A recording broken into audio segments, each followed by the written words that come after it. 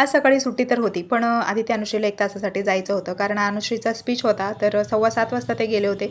ते गेल्यानंतरनं मला अंघोळीसाठी पाणी ठेवून घेतली आणि बाहेर असं काय सगळा राडा पडला होता. कारण पेंटिंगचं काम चालू आहे सध्या, तसंच होणार आहे ते काम पूर्ण होईपर्यंत. कपाटामध्ये कपडे घेण्यासाठी आली होती, तर बघा एवढा सगळा असा कपड्यांचा उचका-बोचका झालेला होता. कितीही नीट ठेवलं ना, तरीसुद्धा 10-15 दिवसांनी परत आहे त्याच ठिकाणावरती म्हणतात ना, जैसे थे तसंच त्या कपाटाची परिस्थिती होते. पण काय करू हे सुचना झाले मला. पण असो तात्पुरतं मी घड्या वगैरे करून ठेवल्या त्या. त्यानंतर ना मला देवपूजा करायची होती.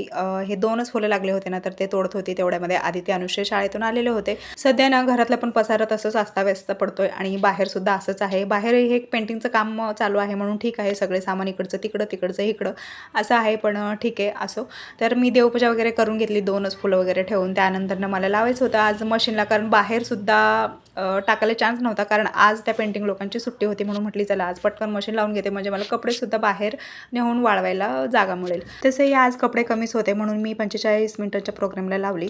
जर जास्त एकदम फुल मशीन अशी भरून असली तर मी 1 तासाच्या प्रोग्रामला लावत असते. मशीनला लावून येईपर्यंत सानुली इथे मस्तपैकी चहा बनवत होती आणि हस म्हणताना अशी जबरदस्ती स्माईल करत होती. कारण ह्या बाई आमच्या रुसलेल्या होत्या. कारण दिवसातून 7-8 वेळा तर त्यांचं रुसण्याचं काम चालू असतं.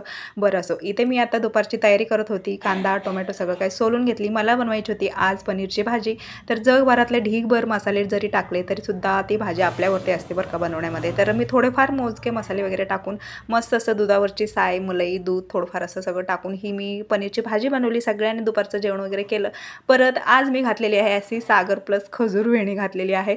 तर तिला काय माहिती माझ्यावरती टिंगल करून हे लोक सगळे हसत होते. पण असो, वेणी मात्र एकच नंबर घातलेली होती. मला खूप आवडते पण मला येत नाही.